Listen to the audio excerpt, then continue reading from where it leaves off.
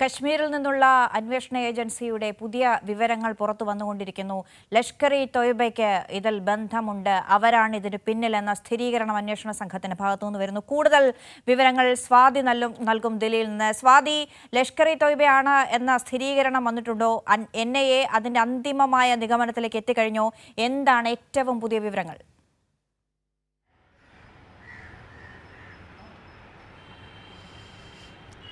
അന്ന, അത്തരത്തിലേക്കുള്ള വിവരങ്ങളാണ് ഇപ്പോൾ അന്വേഷണ ഏജൻസികൾ പുറത്തുവിടുന്നത് എന്ന് തന്നെയാണ് മനസ്സിലാക്കേണ്ടത്. ലഷ്കർ-ഇ-തോയ്ബയ്ക്ക് ഈ കൊലയുമായി ബന്ധപ്പെട്ട് അല്ലെങ്കിൽ ഈ ഭീകരാക്രമണത്തിൽ കൃത്യമായ പങ്കുണ്ട് എന്ന തരത്തിലുള്ള സൂചനകൾ ഇപ്പോൾ അന്വേഷണ ഏജൻസി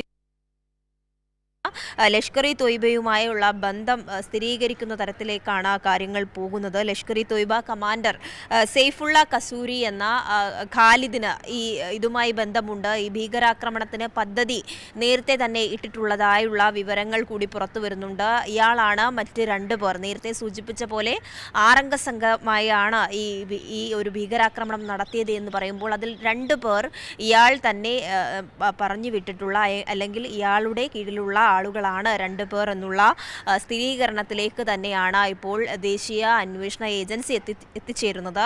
അത്തരത്തിലുള്ള വിവരങ്ങൾ കൂടി പുറത്തു വരുമ്പോൾ ഈ ഭീകരാക്രമണവുമായി ബന്ധപ്പെട്ട കൃത്യമായ തരത്തിലേക്കൊരു അന്വേഷണം പോകുന്നതായുള്ള വിവരങ്ങളാണ് നമുക്കിപ്പോൾ മനസ്സിലാക്കാൻ കഴിയുന്നത്. ലഷ്കർ-ഇ-തോയ്ബയ്ക്ക് അല്ലെങ്കിൽ പാകിസ്ഥാനുമായി ബന്ധപ്പെട്ട ഭീകരാക്രമണ സംഘടനയ്ക്ക് ഈ ആക്രമണവുമായി ബന്ധമുണ്ട് എന്നുള്ള വിവരങ്ങൾ ഇപ്പോൾ ദേശീയ അന്വേഷണ ഏജൻസി തരുമ്പോൾ ഏറ്റവും പ്രധാനമായി ചൂണ്ടിക്കാണിക്കേണ്ടത് ഈ കശ്മീരുമായി ബന്ധപ്പെട്ട ഈ ജമ്മു കശ്മീരുമായി ബന്ധപ്പെട്ട സുരക്ഷയിൽ കനത്ത വീഴ്ച തന്നെ കേന്ദ്ര സർക്കാരിനുണ്ടായിട്ടുണ്ട്. അല്ലെങ്കിൽ അത്തരത്തിലുള്ള കാര്യങ്ങളിലേക്ക് കൂടുതൽ പോകേണ്ടി വരും.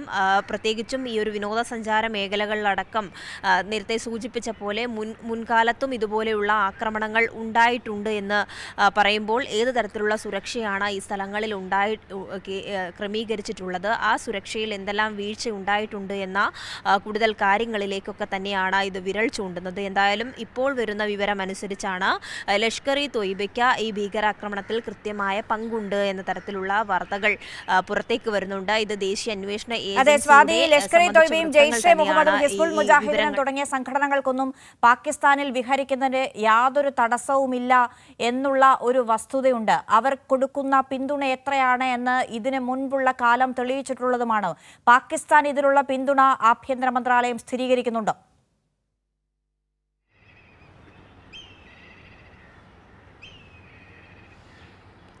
ആഭ്യന്തര മന്ത്രാലയത്തിന്റെ ഭാഗത്തു നിന്നും അത്തരത്തിലുള്ള സ്ഥിരീകരണം വന്നിട്ടില്ല. മറിച്ച് ദേശീയ അന്വേഷണ ഏജൻസിയുമായി ബന്ധപ്പെട്ട വൃത്തങ്ങളാണ് ഇത്തരത്തിലൊരു ലഷ്കർ-ഇ-തോയ്ബ ബന്ധം ആരോപിക്കുന്നത്. നേരത്തെ തന്നെ ഇതുമായി ബന്ധപ്പെട്ട അന്വേഷണം നടത്തുമ്പോൾ ലഷ്കർ-ഇ-തോയ്ബ അല്ലെങ്കിൽ മറ്റ് ഭീകര സംഘടനകളുമായി ബന്ധപ്പെട്ട് തന്നെയാണ് ഈ ആക്രമണം നടന്നിട്ടുള്ളത് എന്ന തരത്തിലുള്ള ചില സൂചനകൾ ലഭിക്കുന്നുണ്ടായിരുന്നു. അതുമായി ബന്ധപ്പെട്ട് ഇപ്പോൾ ഇതിനെ നോക്കുമ്പോൾ അന്വേഷണ ഏജൻസി പറയുന്നത് അനുസരിച്ചാണ് ലഷ്കർ-ഇ-തോയ്ബ തന്നെയാണ് ഈ ഭീകരാക്രമണത്തിന് പിന്നിലെന്നും ഈ ലഷ്കർ-ഇ-തോയ്ബയുടെ കമാൻഡറിനടക്കം ഈ ആക്രമണവുമായി ബന്ധമുണ്ട് എന്നും അയാളുമായി ബന്ധപ്പെട്ട 2 പേരാണ് ഇതിലെ മുഖ്യ സൂത്രധാരന്മാർ എന്നുള്ള തരത്തിലേക്കുള്ള വിവരങ്ങൾ കൂടിയാണ് ഇപ്പോൾ പുറത്തു വരുന്നത്.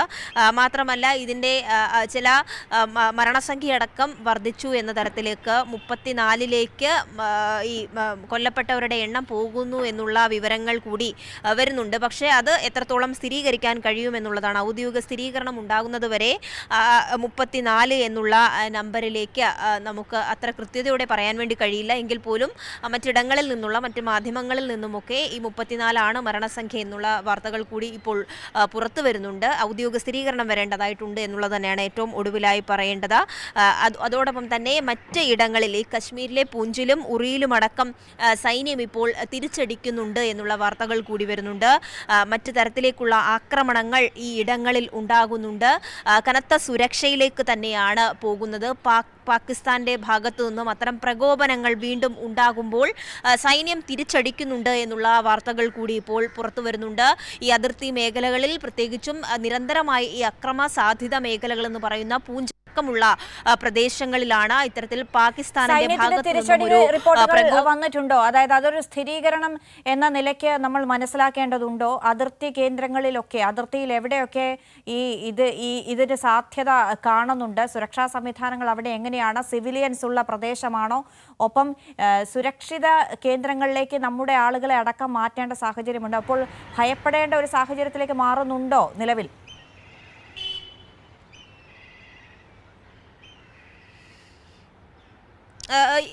അന്ന കനത്ത സുരക്ഷയാണ് ഇവിടെ ഇപ്പോൾ ഏർപ്പെടുത്തിയിട്ടുള്ളത്. അത്തരത്തിൽ ഭയപ്പെടേണ്ട സാഹചര്യങ്ങളിലേക്ക് വരുന്നില്ല എങ്കിൽ പോലും ഒരു കനത്ത ജാഗ്രതയിലേക്ക് ഈ സ്ഥലങ്ങൾ പോകേണ്ടത് അത്യാവശ്യമാണ്, അല്ലെങ്കിൽ അനിവാര്യമാണ് എന്നുള്ള സൂചനകൾ തന്നെയാണ് വരുന്നത്. ഒരു കനത്ത ജാഗ്രത സൈന്യത്തിന്റെ ഭാഗത്ത് നിന്നും ഏർപ്പെടുത്തിയിട്ടുണ്ട്. മാത്രമല്ല, നേരത്തെ സൂചിപ്പിച്ച പോലെ പൂഞ്ച് എന്ന് പറയുന്നത് വലിയ അക്രമ സാധ്യത മേഖലകൾ തന്നെയാണ്. അതുകൊണ്ട് ഈ ഭീകരാക്രമണത്തിന് പിന്നാലെ കുറച്ച് നിമിഷങ്ങൾക്ക് മുന്നെയാണ് ഇത്തരത്തിൽ പൂഞ്ചിലേക്ക് പാക് സൈന്യത്തിന്റെ ഭാഗത്തു നിന്നും ഒരു പ്രകോപനം ഉണ്ടാകുന്നത്. ശക്തമായി തന്നെ ഇന്ത്യൻ സൈന്യം തിരിച്ചടിക്കുന്നു എന്നുള്ള വാർത്തകൾ തന്നെയാണ് ഇപ്പോൾ പുറത്തു വരുന്നത്. ഈ ലഷ്കർ ഇ തൊയ്ബയുമായി ബന്ധപ്പെട്ട കാര്യങ്ങൾ തന്നെ സ്ഥിരീകരിക്കുമ്പോൾ തന്നെ ഇത്തരത്തിൽ അതിർത്തി മേഖലകൾ കനത്ത ജാഗ്രതയിലേക്ക് പോകേണ്ടി വരുന്നു, കനത്ത സുരക്ഷാ സംവിധാനങ്ങളിലേക്ക് കേന്ദ്രം പോകേണ്ടി വരുന്നു എന്നുള്ളത് തന്നെയാണ് ഇപ്പോൾ മനസ്സിലാക്കേണ്ടത്. പൂഞ്ചിലും ഉറിയിലും അടക്കമുള്ള സ്ഥലങ്ങളിൽ കേന്ദ്ര സേന തിരിച്ചടിക്കുന്നു എന്നുള്ളതും പാകിസ്ഥാന്റെ ഭാഗത്തു നിന്നും ഇത്തരത്തിലൊരു വീണ്ടും ഒരു ഏറ്റുമുട്ടലിലേക്ക് പോകുന്ന തരത്തിലേക്കുള്ള പ്രകോപനങ്ങൾ ഉണ്ടാകുന്നു എന്നുള്ള വാർത്തകൾ, സ്ഥിരീകരിക്കപ്പെടുന്ന വാർത്തകൾ തന്നെയാണ് ഇപ്പോൾ പുറത്തു വരുന്നത്. അത്തരത്തിൽ സൈന്യം തിരിച്ചടിക്കുന്നു എന്നുള്ള ഏറ്റവും അപകടകരമായ ഒരു എങ്ങനെയാണ്, ഏതൊക്കെ പ്രദേശങ്ങളിലാണ് ഈ ഏറ്റുമുട്ടൽ ഉണ്ടാകാനുള്ള സാധ്യത ഉള്ള പ്രദേശങ്ങളുണ്ട്? അവിടെ സുരക്ഷാ സംവിധാനങ്ങൾ കാലങ്ങളായിട്ടുള്ള ഇടങ്ങളും ഉണ്ടാകും. ഏറ്റുമുട്ടൽ ഉണ്ടായുള്ള വിവരങ്ങളുണ്ടോ? തിരിച്ചടി എങ്ങനെ എന്നാണ് റിപ്പോർട്ട്?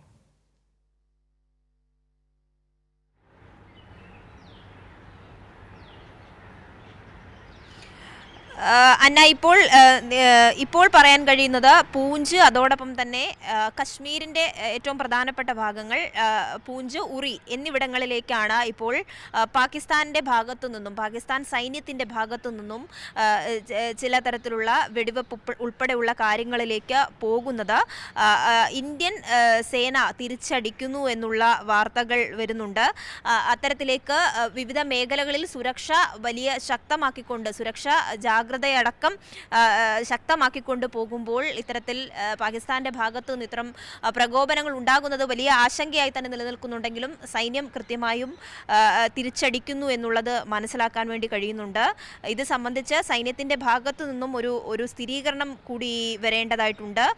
കനത്ത ജാഗ്രത എന്തായാലും ഈ സ്ഥലങ്ങളിൽ കേന്ദ്രീകരിച്ചിട്ടുണ്ട് എന്ന് തന്നെയാണ് മനസ്സിലാക്കുന്നത്.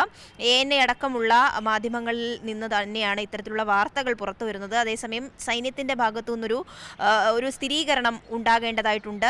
പലയിടങ്ങളിലും എന്തായാലും ജാഗ്രതയും അതോടൊപ്പം ഈ സെക്യൂരിറ്റി അടക്കം ശക്തമാക്കിയിട്ടുണ്ട്.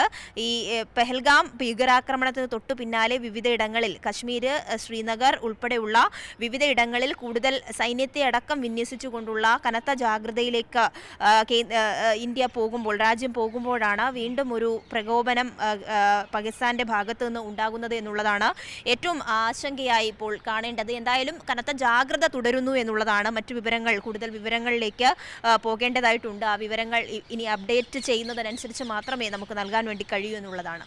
അന്ന.